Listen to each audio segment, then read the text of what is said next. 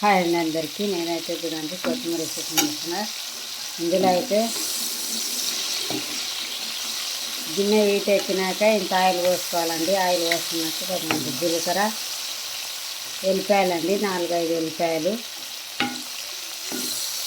ఇందులోనే పచ్చిమిరపకాయలు, చింతపండు అండి వేసిన ఇందులో. ఇప్పుడైతే ఇందులో అయితే కొంచెం అంత పసుపు అండి, పసుపు వేసుకుంటా.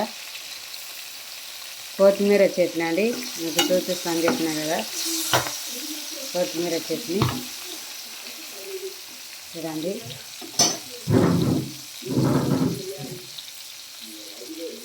ఇందులోనే చూడండి ఉల్లిగడ్డలు, టమాటాలు వేసి ఫ్రై చేసుకోవాలండి.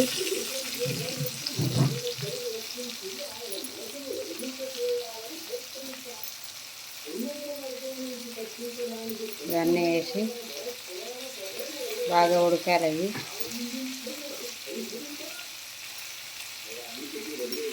ఇవన్నీ మంచిగా కలుపుకోవాలి కదండి.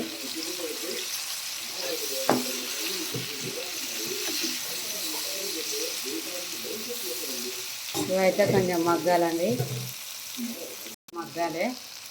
ఇట్లా మగ్గినాక కొత్తిమీర అండి, కొత్తిమీర శుభ్రంగా కడుక్కొని ఇందులో వేసుకుంటారా.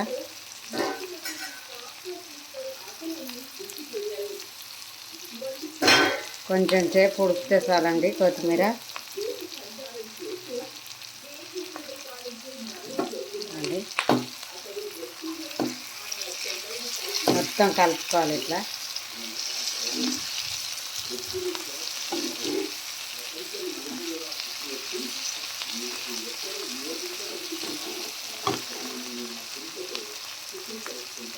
ఇందులోనే కొంచెం అంత ఉప్పు అండి. మీరు కారం ఎట్లా తింటారో అట్లానే వేసుకోండి. పచ్చికాయలు అనేది నేనైతే పచ్చికాయలతో చేస్తున్నా.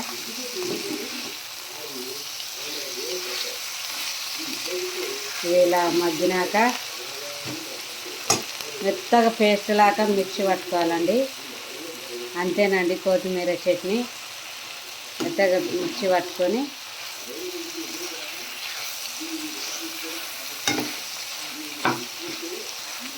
ఈ చట్నీలో ఇంకా పోపు పెట్టే అవసరం లేదండి, చాలా బాగుంటుంది. మీరు ట్రై చేయండి, ట్రై చేసి కామెంట్ బాక్స్లో కామెంట్ చేయండి. సబ్స్క్రైబ్ చేసుకున్న అందరికి చాలా థ్యాంక్స్ అండి. ఇది చల్లగా అయినాక మిక్సీ పట్టుకోవాలండి. అంతేనండి కొత్తిమీర చట్నీ తయారు. బాయ్ అండి.